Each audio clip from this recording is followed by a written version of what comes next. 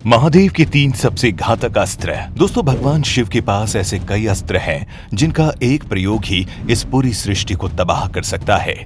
जिनमें से पहला है त्रिशूल। दोस्तों, भगवान महादेव के हाथ में ये त्रिशूल 3 गुणों सत्व, रज एवं तम गुणों को दिखाता है और साथ ही ये उस शक्ति का भी प्रतीक है जो मानव शरीर और मस्तिष्क में मौजूद नकारात्मक ऊर्जा को समाप्त कर देता है। आपने ध्यान दिया हो तो मानव शरीर में एक स्थान पर 3 नाड़ियां मिलती हैं जो त्रिशूल की आकृति की तरह ही दिखाई पड़ती है।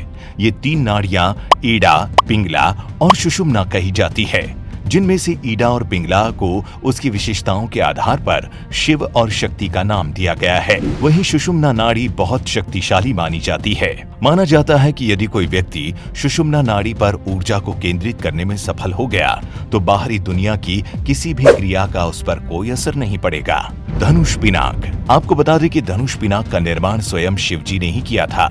ये धनुष ऐसा था कि इसकी ध्वनि मात्र से ही पर्वत हिल जाते थे और बादल फटने लगते थे और पूरी पृथ्वी पर भूकंप जैसी स्थिति उत्पन्न हो जाती थी। पुराणों में वर्णित है कि जब राजा दक्ष ने यज्ञ में शिव का भाग नहीं निकाला तो क्रोध में शिव ने सभी देवताओं का विनाश करने का सोचा। तब बहुत मुश्किल से महादेव का क्रोध शांत किया गया और पिनाक धनुष देवताओं को दे दिया, जिसके बाद ये धनुष देवताओं ने राजा जनक के पूर्वज देवरात को दे दिया।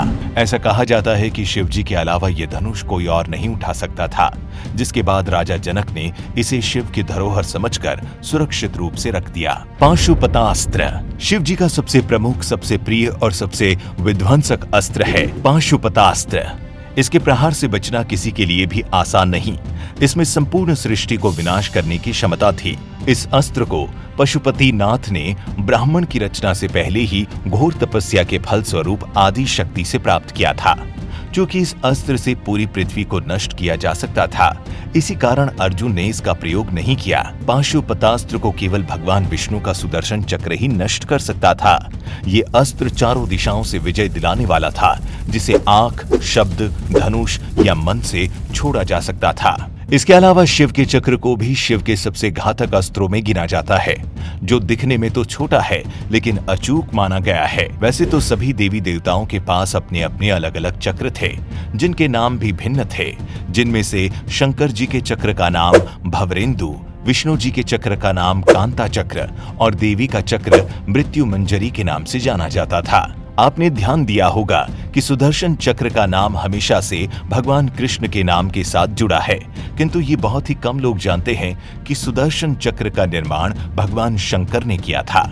जी हाँ, जिसे प्रामाणिक प्राचीन शास्त्र कहते हैं।